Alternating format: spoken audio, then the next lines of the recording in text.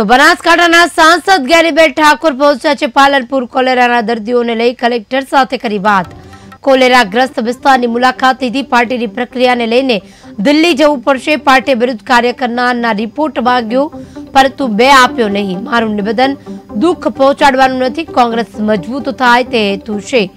મહત્વનું છે કે કોંગ્રેસના ચૂંટાયેલા સાંસદ જ્ઞાનીબેન ઠાકોર દિલ્હી જવાના છે, પરંતુ તે પહેલા કોલેરાગ્રસ્ત વિસ્તારોની તેમણે રૂબરૂ મુલાકાત લીધી હતી અને આ સાથે જ તેમણે ઝીણવટપૂર્વક તપાસ કરી હતી।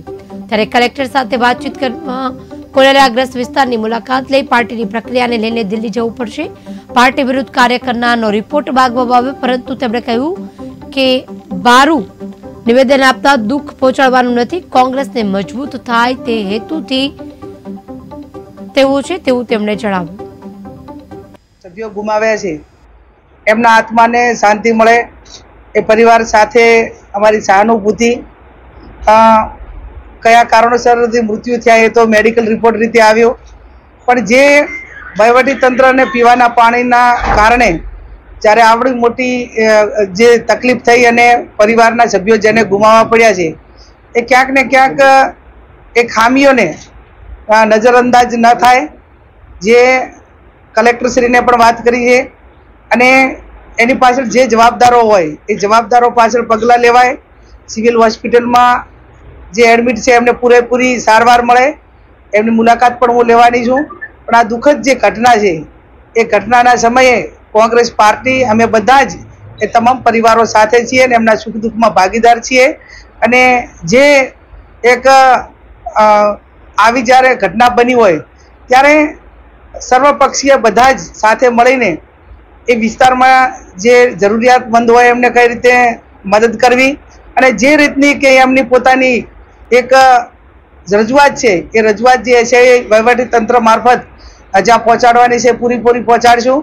ફરી જે મૃત્યુ પામેલ જે આત્માઓ છે એ આત્માઓને શાંતિ આપો, એ પરિવારને દુઃખ સહન કરવા માટેની ભગવાન શક્તિ આપે અને અમે બધા જ પરિવારો સાથે છીએ। અમારા કોંગ્રેસના જે હોદ્દેદારો હોય એમને રાજીનામું આપવા માટે મજબૂર કરે કે હોદ્દેદાર ન રહેવા દે અને રહે તો એને દબાવવા માટેના પ્રયત્નો કરે। એટલે ચાલુ સરકાર રૂટિંગ હોવાના કારણે ક્યાંક ને ક્યાંક અમારા સંગઠનમાં જે મજબૂત માણસો કે એમને જે લાવવાના થતા હોય એ ક્યાંક ને ક્યાંક અભાવ છે। પણ એ સરકારના માધ્યમ સામધામ દંડ ભેદની રાજનીતિ સામે ક્યાંક ને ક્યાંક નાના મોટી તકલીફો, પણ એમાં બનાસકાંઠાને લાગુ પડતું નથી। બનાસકાંઠા જિલ્લો એ ખડે પગે રહીને આખી કોંગ્રેસમાંથી તો જ આ પરિણામ આવ્યું છે। એટલે બીજા કંઈક નાના મોટું મેં અગાઉ કીધું એ પ્રમાણે ચાક હોય, પરિવાર હોય એટલે એમાં નાના મોટું હોય, પણ એમાં મારો પરિવારનો મામલો છે ને અમે સાથે બેસીને એકાબીજાના કોઈ નાના મોટા મન દુઃખ હશે।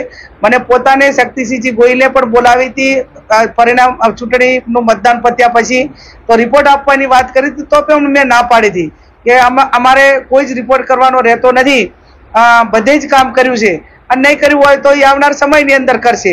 જ્યારે પ્રદેશ પ્રમુખે રિપોર્ટ આપ્યો હોય, ભાગ્યો હોય અને છતાં પણ અમારા તરફથી કોઈ, આમ તો જે રાજકોટનો અગ્નિકાંડ બન્યો એમાં આવતીકાલે અમે જવાના હતા, પણ સવારમાં જ ત્યાં AICCમાંથી ફોન આવ્યો। કાલે જે તમામ MPO નવા ચૂંટાયેલા છે એમની સાથેની ખડગેજીની મુલાકાત, રાહુલજીની મુલાકાત અને જે એક પાર્ટીની પ્રોસેસ પ્રમાણે સભ્યો ગુમા